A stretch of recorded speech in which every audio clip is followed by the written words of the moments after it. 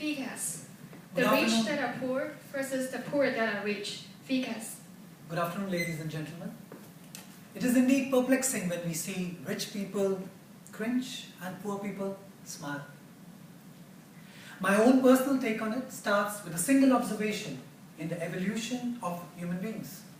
You see, in the 2 million years that it took what used to be a half-pound brain to develop into a full 3 pounds, man has learnt one thing extremely well, and that is how to maximize his gains and minimize losses.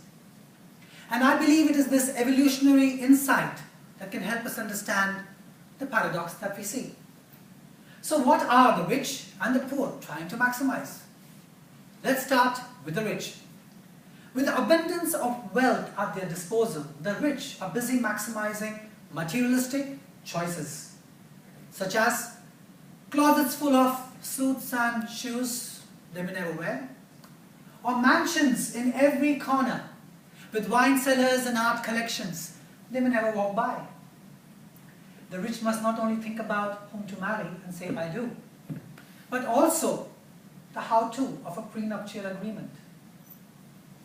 And they must think about all kinds of investments and security options for the wealth that they have amassed, keeping it away from all the investment bankers and relationship managers who pass out of UST. Which reminds me of a unique set of rich elite, the Egyptian kings and queens. They were so paranoid about losing their wealth that they took their gold with them into their tombs to be used in the afterlife. But from what I read, most of that gold was robbed by the poor. Naturally, to be sold back to the rich. Of course, to be lost or stolen again. Choices tire the rich. And this is not where it ends. Because after making the choice, the rich must think about how have my choices fared. Ayya, my neighbor's sports car looks better than one I just bought. Good heavens, the relationship manager and investment banker I did not choose gave a 90% return on equity to my brother. And the one I chose and gave 5% fees, he got me only 50%. Isn't that pathetic? Choices tire the rich. And this is really not where it ends.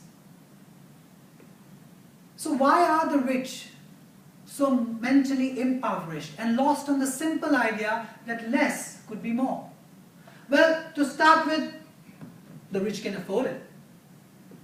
Choices afford a distraction to the rich to deal with problems they're not comfortable facing. And choice is sexy. But perhaps, most ironically, the rich believe that with the lack of choices, people would perceive them as being poor. How ironic. The rich are so marinated in the concept of making choices that it often takes a rude wake-up call to get them back to normalcy. This rude wake-up call can be an illness, it can be a failed relationship, or a burnout, caused by the lack of tranquility, time and patience that humans need. So how about the poor? Well, I believe the poor may actually love better, eat better and sleep better. I argue that the poor may, because of the lack of opportunities, may actually have more opportunity to be pleasantly surprised. How many of you think that the poor are mentally superior than the rich? Can I have a show of hands? How many of you think that the more poor might be mentally superior to the rich? Well, 2 of you at least. I think most of them are MBA guys because most of them they always say depends. Well, I believe no, the poor are not mentally superior than the rich. It's only circumstantial. You see, evolution has given humans, be they rich or poor, the same beautiful mind. Evolution has fine-tuned the poor as well to maximize the resources at his disposal. But the subtle difference is that the poor, because they do not have materialistic choices to maximize, they must maximize the next available thing. And what are the next available things? Time, spiritual pursuits, social fabric in the neighborhood, and of course, family. Little wonder then that the poor multiply faster than the rich. Give the same poor man $1 million and in no time you will find him digging himself into the same trap the rich often find themselves in. In no time he would leave the sanctity of maximizing satisfaction and start to maximize materialistic choices. History is ripe with anecdotes of poor lottery winners who, as soon as they got the money, were flooded with people's callings, give me the money, let us invest here, buy my new car. They could not handle the choices and soon burned out.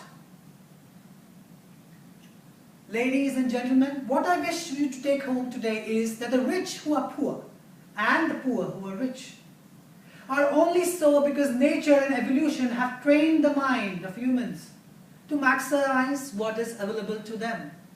Nature, the great strategist, by doing so has made sure that the rich who have everything are kept in check by the fear of losing it all, by the fear of being consumed by their own greed, a balance.